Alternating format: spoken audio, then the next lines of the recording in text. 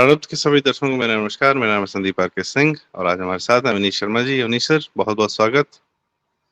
संदीप जी, आपको बहुत बहुत नमस्कार और प्रारब्ध के सभी दर्शकों को प्रणाम। जय जय सिया राम। जय जय सिया राम। सर सर चुनावी रिजल्ट आए, मंत्री पद सबको मिल गया, नॉर्मल सी लग रहा है कि चलो ठीक है, तीसरा टर्म भी अब अपने नॉर्मल तरीके से शुरू हो गया है। पर कुछ तो है जो खटक रहा है, जो गड़बड़ है। और ये सिर्फ हमें नहीं, पूरे देश में कई जगह से फोन आए, हर प्रकार, हर प्रदेश से फोन आए, बात हो रही थी। और सबसे ज्यादा जो तकलीफ थी लोगों की वो ये थी कि भाई यूपी ने कैसे इतना बड़ा हमको धोखा दिया। मतलब यूपी का जो डिबैकल है वो लोग यूपी का ही नहीं मान रहे हैं, वो सब अपना पर्सनली लेके मान रहे हैं। कोई कर्नाटक से भी फोन कर रहा है, कोई राजस्थान से भी फोन कर रहा है, कोई हर जगह से, बॉम्बे से, मतलब जगह जगह से वो यूपी की हार को इतनी हार मान रहे हैं और वो कारण जानना चाहते हैं। तो चूंकि ये देश की जनता का उद्वेलन है अंदर से कि भैया, और खासकर अयोध्या की जब बात होती है तो सबके थोड़े से मतलब एकदम बस रुलाई नहीं छूट रही है, बाकी सब तो हो जा रहा है। खैर, but then coming back to the point and the reality that Uttar Pradesh में भाजपा की हार हुई है, अगर हम नंबर ऑफ सीट्स और अगर उस विधानसभा की बात करें तो। और ठीक है, बहुत सारे कारण गिनाए जा रहे हैं, बताए जा रहे हैं कि ये दोषी हैं, वो दोषी हैं, टिकट का डिस्ट्रीब्यूशन गलत हुआ, ये हुआ है। पर जैसा देखा जा रहा है सर, वोटिंग परसेंटेज सबके कम हुआ, और वो भी वहां पर भी जहां पे जीते हैं, भाजपा जीती है। यहाँ पे अन्य कौन से कारण है सर जिसकी चर्चा नहीं हो रही, जिसकी चर्चा करनी आवश्यक है, जिस पर मीमांसा और आत्ममंथन करना आवश्यक है, कि ताकि आगे यह समस्याएं दूर की जा सकें उत्तर प्रदेश के संदर्भ में। अवनीश सर। जी धन्यवाद संदीप जी, विषय आपने बड़ा महत्वपूर्ण उठाया है। देखिए, लोग कहते हैं, जो बड़े बड़े राजनीतिक सोकॉल्ड अपने आप को विश्लेषक कहते हैं, जो चुनावी परिणामों के बाद की तमाम चिंतन मंथन करते हैं, एनालाइज करते हैं, तो उनका एक उस बिरादरी में एक कहावत है कि साहब, रिजल्ट आने के 3 दिन विश्लेषण के होते हैं और उसके बाद आपको अंतिम रूप से ये पता चल जाता है कि ये चुनाव किस तरफ गया, कैसे गया, क्यों गया। लेकिन यह उतना ही सच है कि 4 जून के नतीजे आने के बाद खुद भारतीय जनता पार्टी के समर्थकों, उसके वोटरों में हार जैसी एक भावना आई।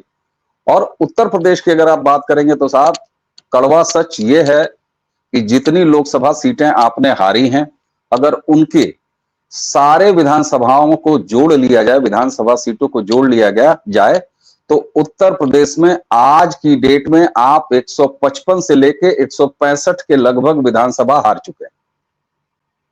अब आज जो विधानसभा उत्तर प्रदेश में स्थिति है, उसमें से 165 हटा दीजिए, 2027 के लिहाज से मैं बोल रहा हूं, तो ये रहा ब्रांड योगी पर पड़ा हुआ डेंट जो लोकसभा चुनाव के नतीजों से आया है। उत्तर प्रदेश से ही प्रधानमंत्री नरेंद्र मोदी, यानी ब्रांड मोदी, मोदी की गारंटी, वो भी लड़ रहे थे। इसलिए यहां पर संयुक्त रूप से विषय ये भारी हो जाता है उत्तर प्रदेश के लिहाज से कि यहां ब्रांड मोदी भी और यहां ब्रांड योगी भी।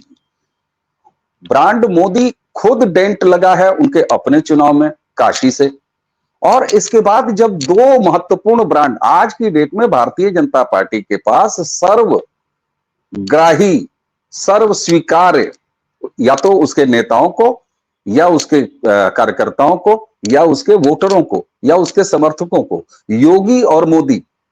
चलिए मैं पलट देता हूं, कई लोग बड़ा प्रोटोकॉल का ध्यान रखते हैं। ब्रांड मोदी और ब्रांड योगी, इन दोनों के अलावा और बड़ा कोई ब्रांड, इससे बड़ा तो कोई ब्रांड नहीं हो सकता आज की डेट में भारतीय जनता पार्टी का, ये सच है। लेकिन अपने उसी 80 सीटों वाले उत्तर प्रदेश में अगर ये प्रदर्शन रहा है, उसके बाद अगर कोई 3-4 दिन में चुनाव का विश्लेषण निपटा देने के मूड में हो और मंत्रिमंडल का गठन हो गया, उसमें कौन से चेहरे आ गए, उत्तर प्रदेश से 11 चेहरे आ गए, कहीं से 18 चेहरे आ गए, अगर इसमें उलझें और कारण क्या रहे उत्तर प्रदेश में सीट दर सीट इतनी शर्मनाक हार। संदीप जी, मैं शर्मनाक शब्द का लगातार प्रयोग कर रहा हूं जब से चुनाव नतीजे आए हैं उत्तर प्रदेश के संदर्भ में। तो अगर यहां पर आत्ममंथन, आत्मचिंतन, कोर्स करेक्शन का दौर खत्म हो जाए या होते हुए ही न देखे, तो मुझे लगता है कि ऐसे पॉलिटिकल एनालाइजर, ऐसे नेता, ऐसे कार्यकर्ता, ऐसे पार्टी के शुभचिंतक, ऐसे विचारधारा के शुभचिंतक कहीं से भी नरेंद्र मोदी ब्रांड और योगी ब्रांड के शुभचिंतक नहीं है, क्योंकि हार की मीमांसा बहुत आवश्यक है और बड़ी करारी हार आपने हारी है भाई उत्तर प्रदेश में। मैंने आपको विधानसभा के लिहाज से तुलना बता दिया, माइनस कर दीजिए आज के विधायकों की संख्या से करीब 160-65 जैसे ही आप आ जाएंगे आपके सामने आज की डेट में, यानी जब 4 जून को नतीजे आए हैं, तो 27 के चुनाव अगर आज विधानसभा के हो जाए तो क्या नतीजा आएगा, ये साफ तौर पर देखा जा सकता है। आंकड़े इस बात की गवाही दे रहे हैं। रही बात, आपने कहा कि पूरे विश्व भर में ये चिंता है कि आप अयोध्या फैजाबाद हार गए। साहब, आप सिर्फ अयोध्या और फैजाबाद कहां हारे हैं? आपने काशी में लगभग 1.25 लाख 1.5 लाख में नरेंद्र मोदी को समेट दिया है। आप काशी भी नैतिक रूप से हारे। कांग्रेस के लिए ये जुमला बड़ा इस्तेमाल होता है कि नैतिक जीत हुई, आप वहां पर नैतिक रूप से बनारस में भी हारे हैं। प्रयागराज आप हार चुके हैं। कौशाम्बी, जहां से मर्यादा पुरुषोत्तम भगवान राम का जो ऐतिहासिक और जो पौराणिक संबंध है, आप कौशाम्बी की सीट हारे हैं। तो संकेतों में अगर आप कहिएगा साहब अयोध्या ने आपको हरा दिया, तो काशी ने कौन सा आपको बहुत बड़ा बहुमत दे दिया? प्रयागराज ने आपके साथ क्या किया? कह दीजिए कि सारे हिंदू तीर्थ और वहां की जनता आपके खिलाफ है। ऐसा नहीं होता है, ये बिल्कुल नहीं होता है। अगर ऐसा होगा ना, तो जो आज अपने आप को राजनीतिक परिपक्व लोग कह रहे हैं, उनको मैं अटल बिहारी वाजपेयी के दौर पर ले जाऊंगा। कहां कहां से कौन कौन कितनी बार हारा है, महत्व ये इस बात का नहीं है। ये वही उत्तर प्रदेश है जिसने बाबरी ध्वंस के बाद कल्याण सिंह जी को हरा दिया था। तो इसका क्या मतलब?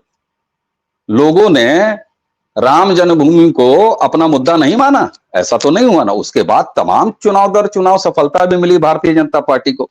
तो ये चुनाव और इस चुनाव में शर्मनाक नतीजे, इनके 2 पहलू होते हैं। एक, जहां पार्टी और गठबंधन जो लड़ रहा था उसके नेता थे, उसके जो कैंडिडेट थे, एक पक्ष वो होता है। दूसरा पक्ष होता है वोटर यानी आम जनता का। यहां पर आम जनता ने वोट निकल के दिया है। 4-5% की जो कमी आई है वोटिंग परसेंटेज में, अभी उस पर बाद में आऊंगा कि वो किसके वोट थे जो घर बैठ गए, जिसका कि हम जैसे, मुझे स्वीकार करने में कोई गलती नहीं है कि मुझसे सहित हम सब और तमाम छोटे बड़े राजनीतिक विश्लेषक और अनुमानकर्ता इस चुनाव के नतीजों के बाद शर्मसार हुए हैं और हम सब गलत साबित हुए हैं। लेकिन यहां पर एक चीज मैं कहूंगा, जनता तो निकली है संदीप जी, उसने वोट भी दिया है। बस मजे की बात यह है कि उसने आपको वोट नहीं दिया, वो घर से निकली है। इसलिए जनता का लोकतंत्र में दोष देना मैं उचित नहीं समझता। इस उत्तर प्रदेश में शर्मनाक प्रदर्शन का अगर मैं जिम्मेदार मानता हूं, तो मैं दूसरे पक्ष को मानता हूं।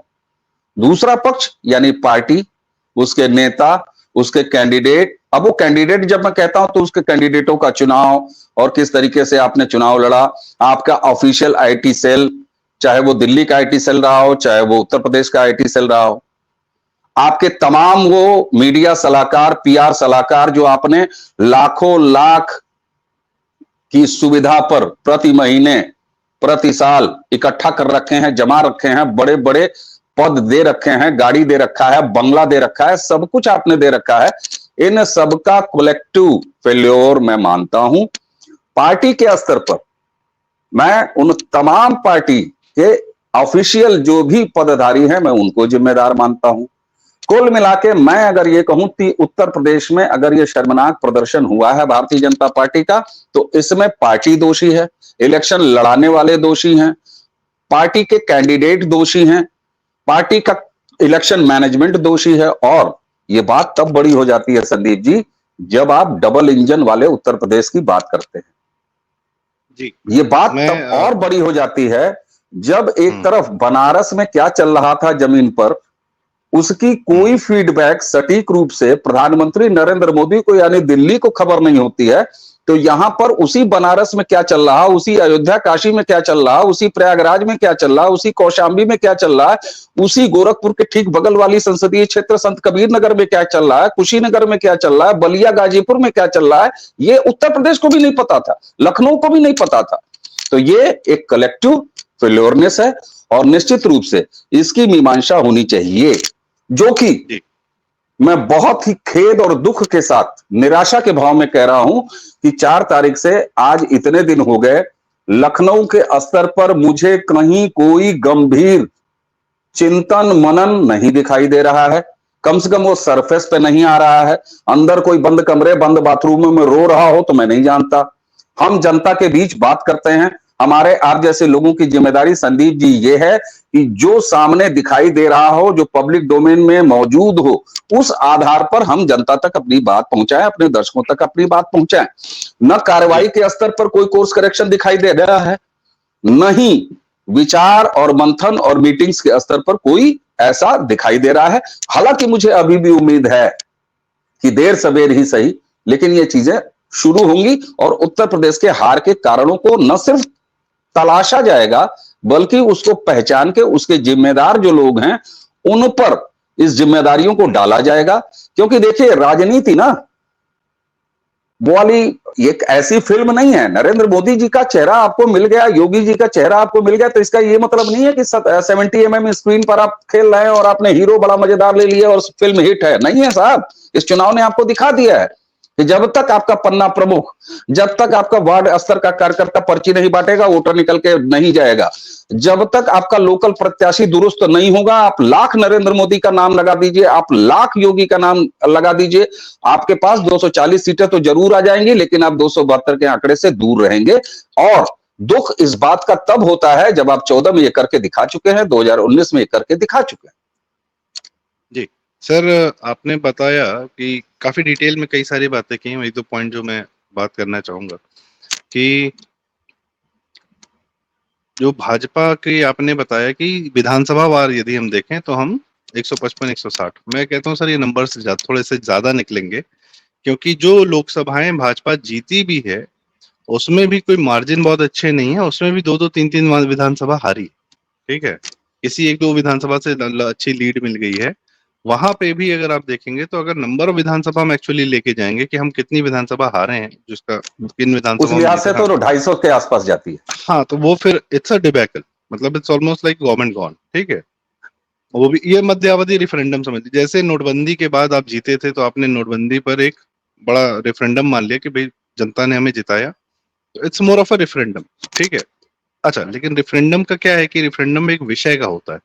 यहाँ तो विषय का अता पता ही नहीं कि भाई किस विषय पर हमारा रेफरेंडम जनता ने कर दिया, हमको हवा ही नहीं लगी। विषय क्या है? किसी सामने से किसी ने झूठ बोला कि 1 लाख रुपया बांटेगा या संविधान हटा देगा या आरक्षण जैसे मेरी समस्या सिर्फ ये है सर कि जैसे आप 4 तारीख से पहले सारा देश भ्रमित था, पूरा देश, हम सब, एवरीवन, कार्यकर्ता भी हो सकता है भ्रमित हो कि भाई जीत ही रहे हैं, जनता भी कह रही है टीवी पे लगातार, और अच्छा दिल्ली का मीडिया बता ही रहा है कि भाई आप जीत रहे हैं, आप जीत रहे हैं, आप जीत रहे हैं। एग्जिट पोल में तो खुलेआम कर दिया उन्होंने। खैर, साख दांव पे लगा के कह रहे हैं कि आप जीत रहे हैं। तो पूरा जब देश ही भ्रमित था 4 तारीख के बाद से पहले, तो क्या गारंटी कि इस समय भी आप भ्रमित नहीं? आप इस समय भी भ्रमित हो सकते हैं ना भाई। जरूरी थोड़ी कि आप हार गए हैं तो इसलिए आपको पता चलेगा कि आप क्यों हार गए। सही कारण कहाँ है, कौन है सही कारण? इस समय भी दिल्ली टीवी मीडिया जो बता रहा है वही आपको कारण लग रहे हैं। एक दोष दिया जा रहा है तारतम्यता का, सेंटर और स्टेट का। मौके पे ऐसा कोई आदमी न खंडन करता है, न बोलता है, न कुछ है, लेकिन क्या है, बात हवा में चल रही कि दोनों में तारतम्य नहीं है। डबल इंजन में जो सरकारी डबल इंजन तो बहुत बढ़िया चल रहा है सरकारों का, पर पार्टी का डबल इंजन पता नहीं कहाँ पे फॉल्ट कर रहा है। ठीक है, दूसरा सर आपने एक बड़ी बात कही कि एक चेहरा आपने ब्रांड टांग दिया है और शायद उसकी वजह से फिर सब लोग उसके नीचे जो है अकर्मण्य हो गए। मुझे याद आता है सर, मैं खैर हम लोग के बहुत वैचारिक मतभेद हैं ऐसे लोगों से, मेरा आपके नहीं, बॉलीवुड से, पर कहीं कहीं वो बात कुछ ठीक कह जाते हैं। जैसे करण जौहर का एक इंटरव्यू था बहुत पहले, मैंने पढ़ा था, बात ध्यान में रह गई। उसने बोला कि अमिताभ बच्चन ने फिल्म इंडस्ट्री बर्बाद कर दी, कि अमिताभ बच्चन अपने आप में फिल्म इंडस्ट्री बन गए थे।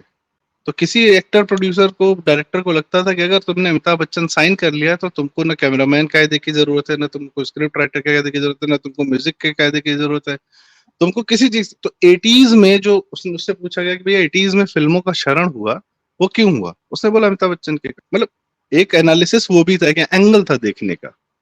कि आपको एक बड़ा ब्रांड मिल गया और उसके चक्कर में आपने अपना पूरा टेक्निकल जो है चीजों को, जो आवश्यकताएं थी, जो आपके नट बोल्ट थे, जो आपके क्राफ्ट था फिल्म मेकिंग का, उस पे आपने बिल्कुल ध्यान नहीं दिया। तो शायद कुछ ऐसा ही हुआ है इस बार, क्योंकि कोई जीत जो है 4 बार लगातार हुई है। एक ये मेरा पहला सवाल। दूसरा सवाल, हम कैसे पता करेंगे कि एक्चुअल कारण क्या है, क्योंकि कारण तो बहुत ठीक सारे मार्केट में तैर रहे हैं और मुझे लगता है कि जो असल कारण है उनको अभी भी ढका जा रहा है, छिपाया जा रहा है। अवनीश सर। ठीक। संदीप जी, आपका जो पहला प्रश्न था वो मेरे पहले पार्ट में जो कथन था मेरा कि आपने हीरो बना के टांग लिया है, बड़े ब्रांड आपने टांग लिए हैं, नरेंद्र मोदी आपके पास हैं ब्रांड, आपके पास योगी ब्रांड है, तो आप सब सुस्त पड़ गए, उसको ऑलरेडी मैं एड्रेस कर चुका हूं।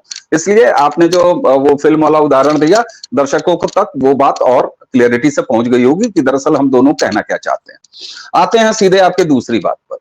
साहब देखिए, किसी भी प्रदेश में, चूंकि ये यूपी सेंट्रिक हम चर्चा कर रहे हैं, मैं लखनऊ से बाहर नहीं जाऊंगा, आप बंबई चले गए, आपको बंबई की यात्रा मुबारक हो।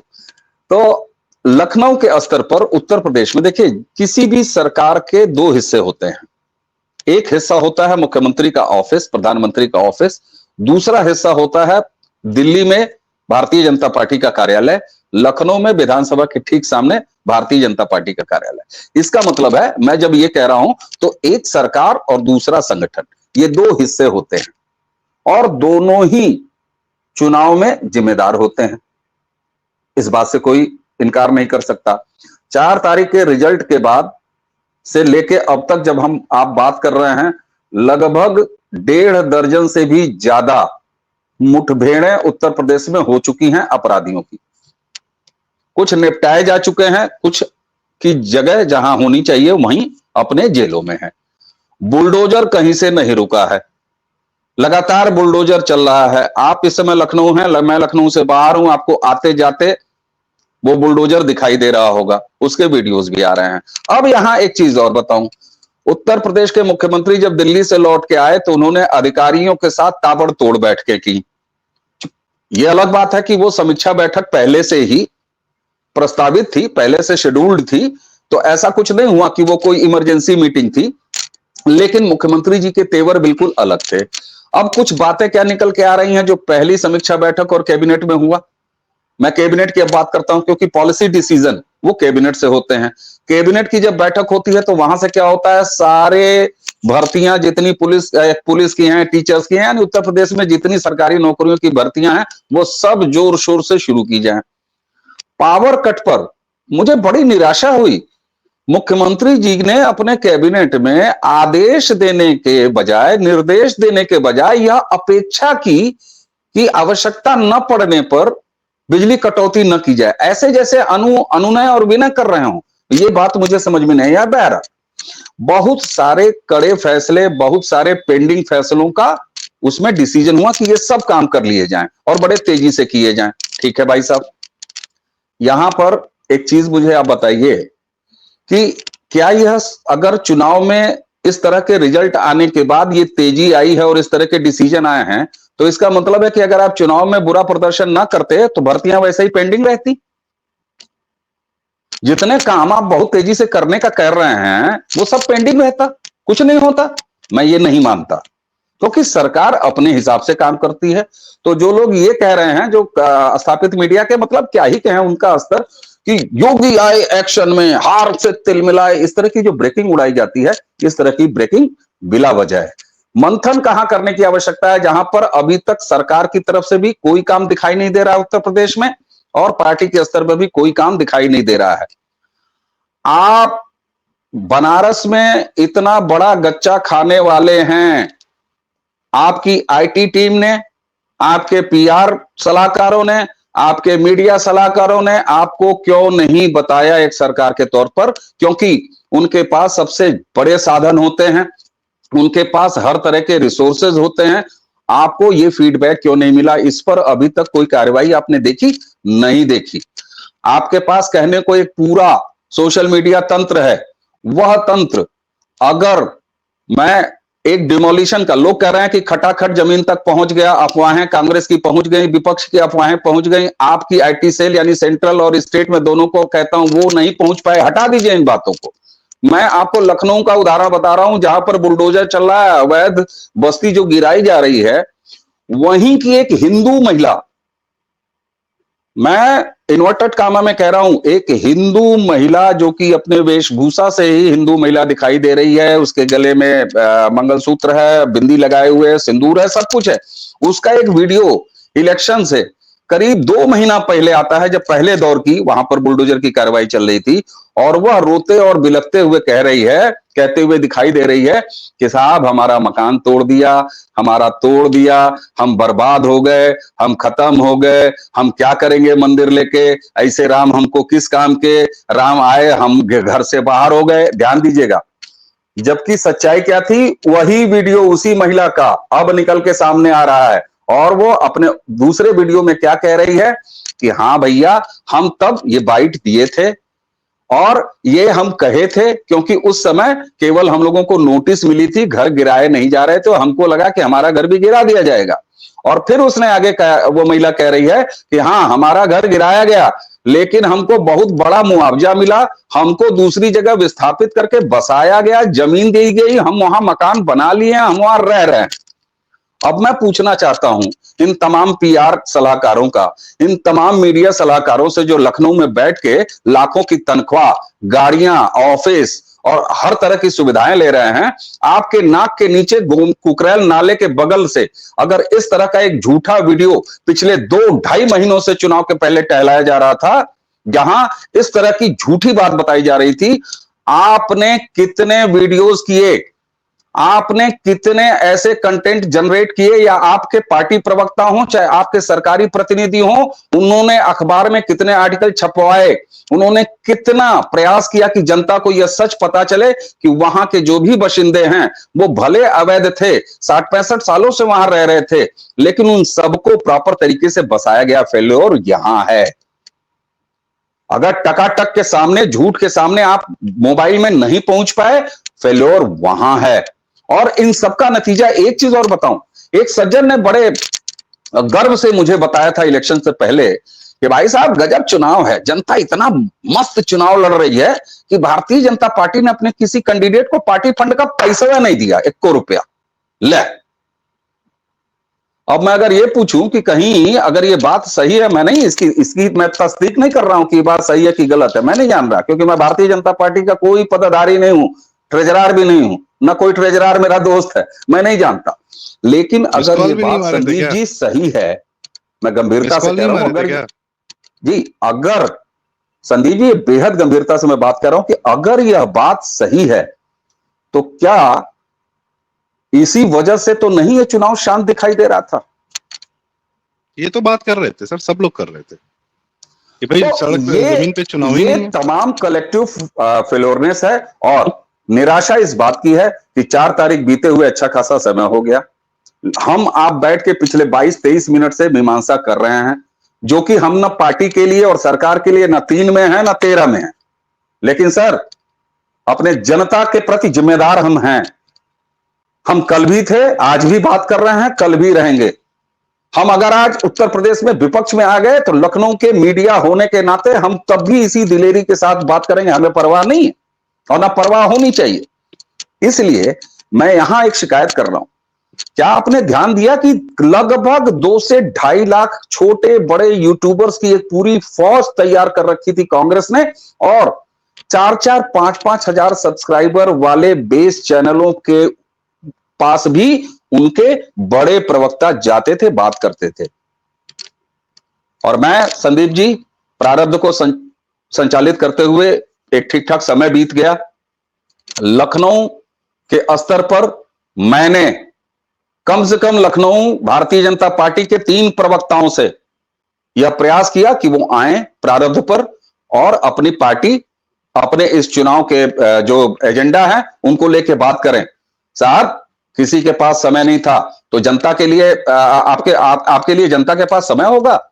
निराशा एक बात पर है, इन तमाम बात के बाद अंतिम बात कह रहा हूं कि अभी भी न सरकार में, देखिए मुख्यमंत्री जी जैसे काम कर रहा है वो कर रहे हैं, मैंने गिना दिया कितनी मुठभेड़ें हुई, मैंने गिना दिया कहां का बुलडोजर चल रहा है, सड़क नाली खड़ंजा कहां बन रहा है, महाराज जी और योगी जी, योगी जी और मोदी जी इसमें पीछे नहीं रहते, लेकिन आपको सड़क, खड़ंजा, नाली, पुलिया, विकास पर वोट नहीं मिला ना, उतना वोट नहीं मिला, सॉरी, उतना वोट नहीं मिला। अभी विमर्श में छाया क्या हुआ है कि आप जाति की वजह से हार गए, विमर्श में छाया क्या हुआ है कि आप फला ठकाठक की वजह से हार गए, विमर्श में छाया क्या हुआ है संविधान बदल देंगे, आरक्षण खत्म कर देंगे, ये सब फालतू के एजेंडे आए ना। तो अभी भी न सरकार के स्तर पर, न उत्तर प्रदेश भारतीय जनता पार्टी के स्तर पर कहीं कोई मुझे गंभीर चिंतन दिखाई नहीं दे रहा है। बंद कमरों में हो रहा हो, ध्यान में हो रहा हो, योग में हो रहा हो, मैं नहीं जानता। मैं सड़क का व्यक्ति हूं और सड़क पर जो कुछ भी दिखाई देगा प्रारब्ध वही बताएगा। न ही सरकार में और न ही पार्टी में मुझे अभी तक कोई एक्शन इस तरह का नहीं दिखाई दिया, न कोई कोर्स करेक्शन दिखाई दे रहा है और न कोई गंभीर चिंतन हो रहा है, बल्कि यह बहुत घातक एक अजीब सी एक ट्रेंड डेवलप हो रहा है कि किसी तरह से घाघरा उठाओ और इस हार पर उसी घाघरे से ऐसे मुंह ढक लो। यह प्रयास बहुत खतरनाक है, बहुत खतरनाक है, बहुत खतरनाक है। खोल के आत्मचिंतन करिए, कारणों को सिर्फ आत्मचिंतन से नहीं होगा, उस पर एक्शन करिए। वरना अगर आज की डेट में उत्तर प्रदेश के चुनाव हो जाए तो मैंने बिल्कुल अंक गणितीय आंकड़ों के हिसाब से 165 सीटें बोली और आपका आकलन और अच्छा और व्यवहारिक है और कड़वा सच बता रहा है कि वो सिर्फ 165 सीट का मामला नहीं है, वो लगभग 250 सीट का मामला है। आज की डेट में अगर विधानसभा उत्तर प्रदेश के चुनाव हो जाए, आप विपक्ष की 40-45 सीटों पर बैठे हुए नजर आएंगे।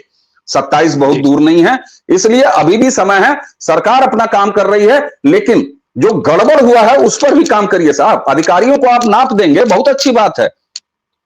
आपके उन सुविधा भोगी जो आपके सरकार का पीआर बचाने के लिए रखे गए हैं, जो आपका प्रचार करने के लिए रखे गए हैं, उनको कौन नापेगा?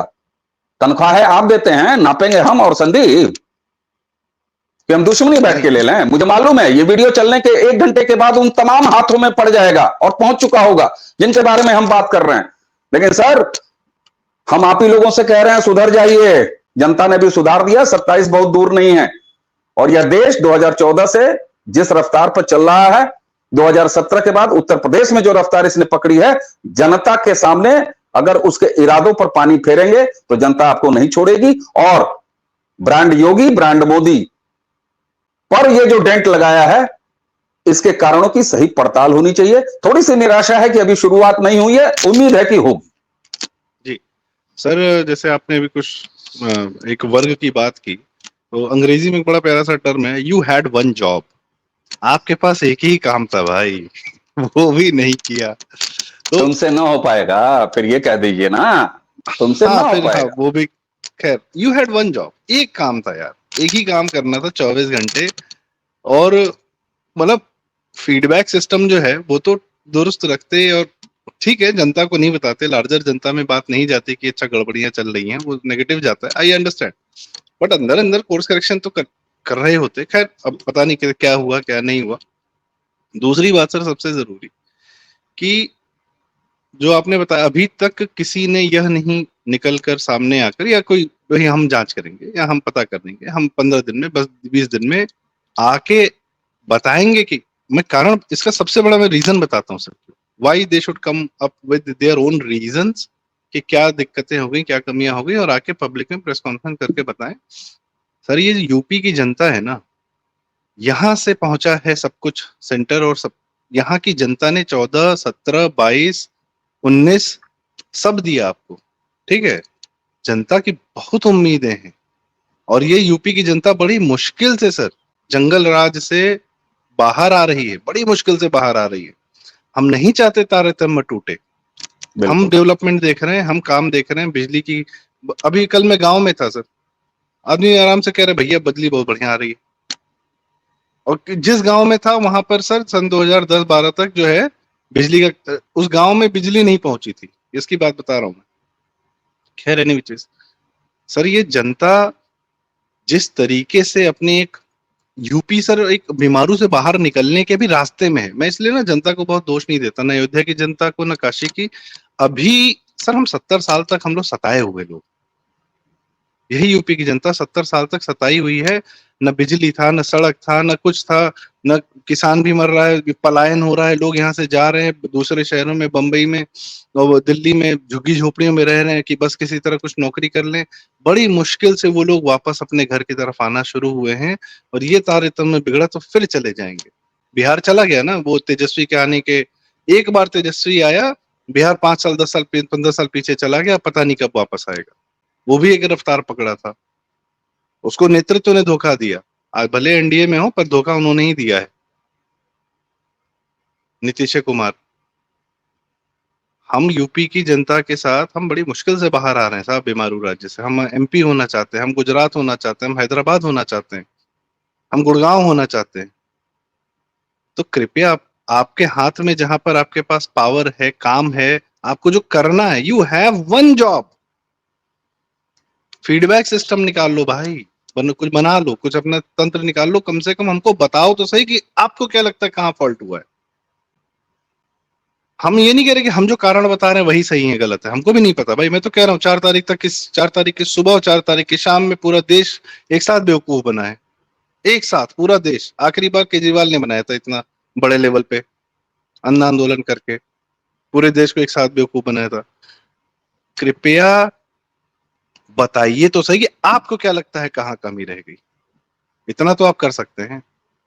अवनीश जी, आपका एक क्लोजिंग कमेंट, फिर उसके बाद मैं सोचता हूँ कि इस चर्चा को विराम दें। बिल्कुल बिल्कुल, ये चर्चा संदीप जी चूंकि यूपी सेंट्रिक है, हम यूपी की बीमारी की पहचान कर रहे हैं, तो आपने जो अंतिम बात कही ना कि भैया हम बड़ा मुश्किल से निकल के आए हैं और उस दौर से निकल के आए हैं, और इसी उत्तर प्रदेश ने 3 दशक के बाद ये इतिहास बनाया कि कोई सत्ता जो है वो रिपीट हुई दोबारा, तो इसी उत्तर प्रदेश ने किया।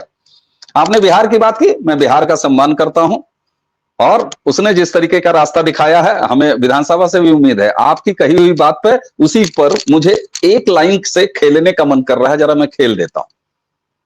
आपने कहा ना कि बड़ी मुश्किल से आए हैं, मुझे एक गाना या कव्वाली है उसकी लाइन याद आ रही है, न छेड़ो हमें हम सताए हुए हैं, बड़े जख्म सीने पर खाए हुए हैं। उसमें एक छेड़े की जगह छोड़ो शब्द भी मैं जोड़ रहा हूं, न छोड़ो हमें हम सताए हुए हैं। उत्तर प्रदेश की ये विकास यात्रा को रोकिए मत, और अपने नकारापन से बाज आइए, सुधर जाइए। और आपने जैसा लगातार कहा, सर्वश्रेष्ठ सत्य है कि भैया 24 में 26 घंटे तुम्हारे पास एक ही काम था। साल में 300 साल के 365 से की बजाय 368 दिनों में एक ही काम था, तुम वो भी न कर पाए। जिम्मेदार पहचाने ऐसे नाकारा लोगों को, चाहे वो सेंटर में हो और चाहे स्टेट में हो। ऐसे लोगों को बर्दाश्त नहीं किया जाना चाहिए, नहीं किया जाना चाहिए, नहीं किया जाना चाहिए। धन्यवाद। Few heads must roll. तो इसके साथ हम अपनी चर्चा का समापन करते हैं। सर, हम ये इतना उद्वेलित क्यों है, मैं जनता को बता दूं। हम वाकई में इन दोनों से बहुत प्यार करते हैं। ये जो 2 ब्रांड की बात हो रही है ना, इससे जनता और हम सब, हम जानते हैं इनका क्या योगदान है भारत भूमि पर और उत्तर प्रदेश की भूमि पर। हम इनको जाने नहीं दे सकते हैं, और इसके लिए जो इनके, अगर यदि कोई भी हो जो भ्रम फैलाने की स्थिति रखता है, या जो क्लियर करने की स्थिति नहीं रखता है, या जो हमको डेंट देने की, जिसके, मैं ये नहीं कह रहा हूँ जानबूझ के, पर आपका अगर आपकी अगर अकर्मण्यता आप पर हावी हो जाती है, जिससे जनता का नुकसान हो जाता है, तो भैया ये नहीं होने देंगे, चाहे जो हो जाए। तो इसी के साथ बहुत बहुत धन्यवाद सर, हनीश सर, बहुत बहुत धन्यवाद। और हम कारणों का विश्लेषण करते रहेंगे।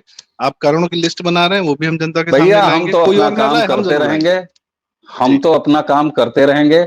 और ये वीडियो अगले 1 से 1.5 घंटे में उन तमाम जिम्मेदारों के हाथों में होगा। हम ऐसे ही अपना काम करते रहेंगे, हम न छोड़ो, क्योंकि न छेड़ो हमें हम सताए हुए हैं। जी सर, बहुत बहुत धन्यवाद। नमस्कार। दर्शकों से रिक्वेस्ट, कृपया वीडियो लाइक करें, शेयर करें, चैनल जरूर सब्सक्राइब करें। प्रारब्ध को भी अगले 2 साल बहुत काम करना। नमस्कार।